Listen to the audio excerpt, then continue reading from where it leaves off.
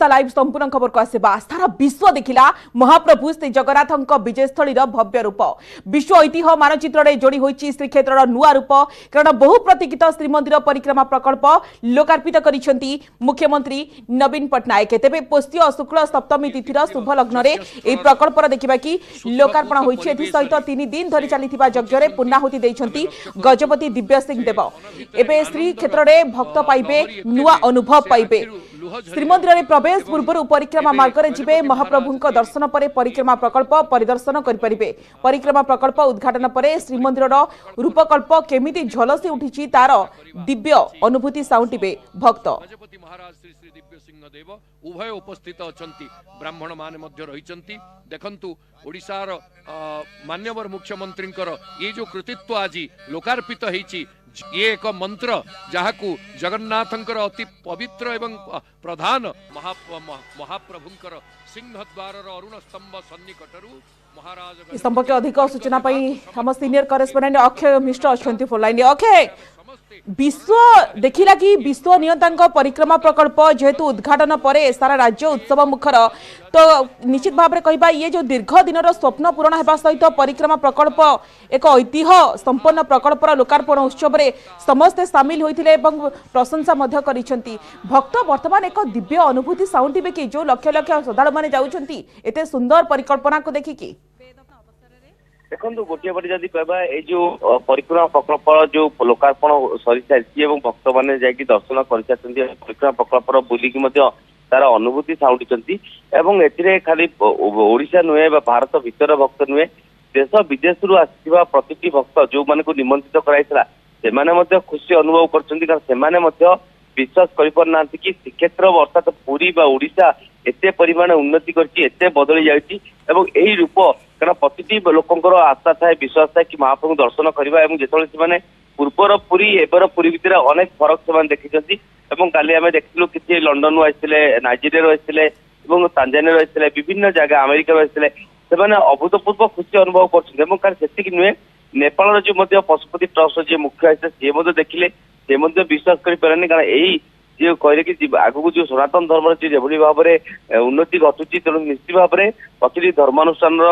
विकास आवश्यक और महाप्रभु पाखे समस्त आशा करते आसवे महाप्रभु दर्शन करेंगे बेढ़ा बुलवे जो बेढ़ा बुलापी श्रीमंदिर भितर कष्ट होता भक्त गहली था एवं श्रीमंदिर बाहर अति प्रशस्त बेढ़ा रही बुली पारे जहाँ गतकाली मुख्यमंत्री निजे चाली चाली प्राय 1 किलोमीटर बेढ़ा को परिक्रमा कले देखिए सिंहद्वार आरंभ कर उत्तर द्वार शेष कले बेढ़ा सांगे साधु सत थे तेणु ये एक बन्याढ़ परिवेश जोटा कि सारा जगन्नाथ प्रेमी की विश्व में श्रीक्षेत्र को आउ एक नुआ अध्याय जोड़ीदेला नुआ इतिहास सृष्टिगला जहाँ समस्त खुशी अनुभव कर एतिक नुहे देश विदेश आसवा प्रति भक्त श्रद्धालु जो मैंने जगन्नाथ संस्कृति जड़ित रही से गर्व अनुभव कर श्रीक्षेत्र जगन्नाथ मंदिर में एभली विकास हो पारि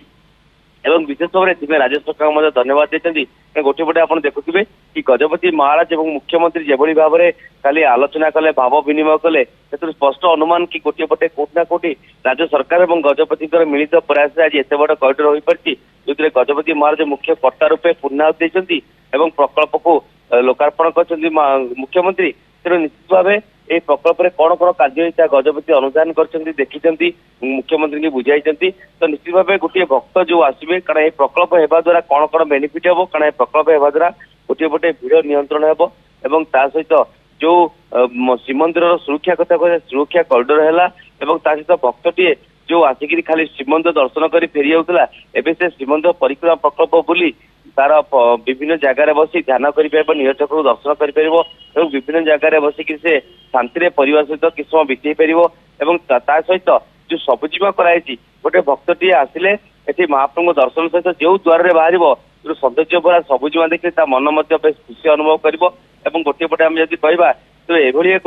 व्यवसाय जहाँ समस्त को बेस स्वागत कर समस्त आकर्षित होती भक्त भिड़ बढ़ुची आज देखिए कि आज भक्त भिड़ अच्छी तो निश्चित भाव भक्त दर्शन धर्म ज्ञानर त्रिवेणी उत्सव में समस्त जमी कोटी कोटी भक्त लीन होते गतकाली तो यार भितर आउ राज्यर प्रथम जो ट्रम्पेट ब्रिज बा श्री सेतुर मुख्यमंत्री लोकार्पण करिसेंती सेतु दे भक्त मैंने सुविधा आसी महाप्रभु दर्शन करें या द्वारा आम कहीपर कि आहरी सहज होगा दर्शन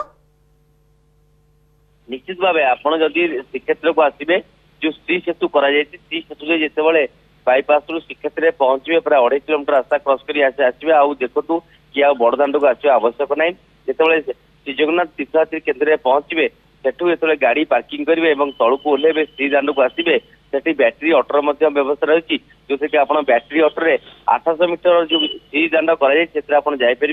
चली चली जापर और सुंदर साजसज्जा कराई जो कि उभय पार्श्व शंकराचार्य 5टी मूर्ति स्थापन कर चैतन्य मूर्ति रखा जायछि एवं संपूर्ण भाव सबुजिमा कराई उज्जवल आलोकमा झलसी जाए तेणु गोटे भक्तटी जो श्रीक्षेत्र को आसव सबू जगह आध्यात्मिकता देखिबो जो जिनस देखिबो श्रीजगन्नाथ संस्कृति सहित जड़ित जिनस देखिबो एवं ऐतिह्य देखिबो जो कि मन अभिभूत हो कारण गोटे गोटे व्यवस्था कराई केवल भक्त मान सुविधा कराई आगामी 100 वर्ष को लक्ष्य रखी एभली व्यवस्था कराई जो भाव आम कहवा रथयात्रा हो बा स्नान पूर्णिमा हो बा सुनावेश हो प्राय 50 लाख 40 लाख भक्त यही दिन में आसती वर्ष तमाम जदि कहवा प्रतिदिन लक्षाधिक भक्त श्रीक्षेत्र को आसुँच भक्तों भिड़ भक्तों सुविधा ये परिक्रमा प्रकल्प कराई जहाँ विश्व में एक निरा कीर्तिमान स्थापन कर श्रीजगन्नाथ संस्कृति में गोटे कीर्तिमान जहाँ श्रीमंदिर कर बेढ़ा करते जितेबाला दीर्घ शताब्दीर आशा आकांक्षा पूरण होइछि एवं जितेबाला भक्त माने आसुछंती श्रीजू दर्शन करुछंती एक अनन्य अनुभूति नहीं जाउछंती। धन्यवाद अक्षय। ब्राह्मण माने मध्य रहिचंती देखंतु ओडिसार मान्यवर मुख्यमंत्री बालेश्वर सदर